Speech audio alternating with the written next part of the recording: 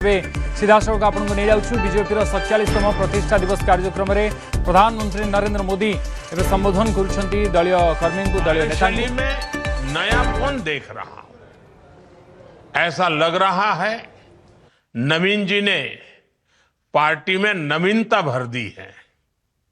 साथियों, आज बीजेपी जिस शिखर पर है उसकी चमक सबको दिखती है, लेकिन यहां तक पहुंचने के लिए लाखों कार्यकर्ताओं का जो श्रम है, उन्होंने जो तप, त्याग और तितिक्षा की पराकाष्ठा की है, उसे वही जान सकता है जो इस पार्टी के संकल्पों के लिए समर्पित होकर स्वयं इस साधना का हिस्सा रहा है।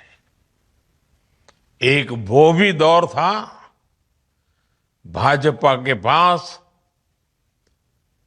किसी कोने में दूर दूर तक सत्ता का नामो निशान नहीं था, न कोई संसाधन और न ही कोई सुविधा थी। उस समय भाजपा कार्यकर्ता के लिए कहा जाता था कि उसका एक पैर रेल में और दूसरा जेल में होता है। जनता के साथ जुड़ने के लिए भाजपा कार्यकर्ता रेल से एक शहर से दूसरे शहर भागता रहता था, दौड़ता रहता था और जनता से जुड़े मुद्दे उठाने के लिए जेल जाने में भी संकोच नहीं करता था।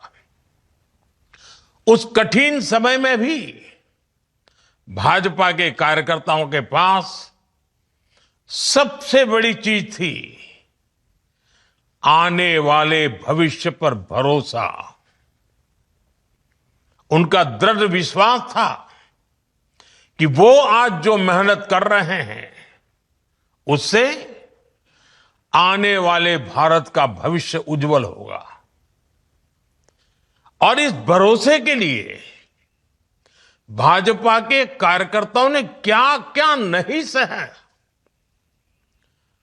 आपातकाल, इमरजेंसी का घनघोर दमन, कांग्रेस के षड्यंत्र, राजनीतिक रूप से हमें अछूत बनाने की लगातार कोशिशें,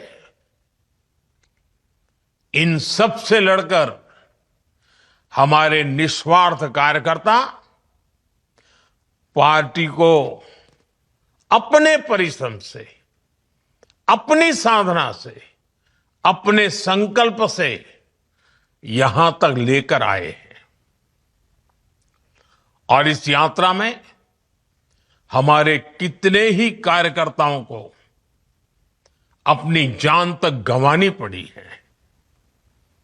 हमने बंगाल और केरलम जैसे राज्यों में देखा है वहां किस तरह हिंसा को पॉलिटिकल कल्चर बना दिया गया है, लेकिन भाजपा कार्यकर्ता ऐसे हालातों में भी डिगा नहीं, डरा नहीं।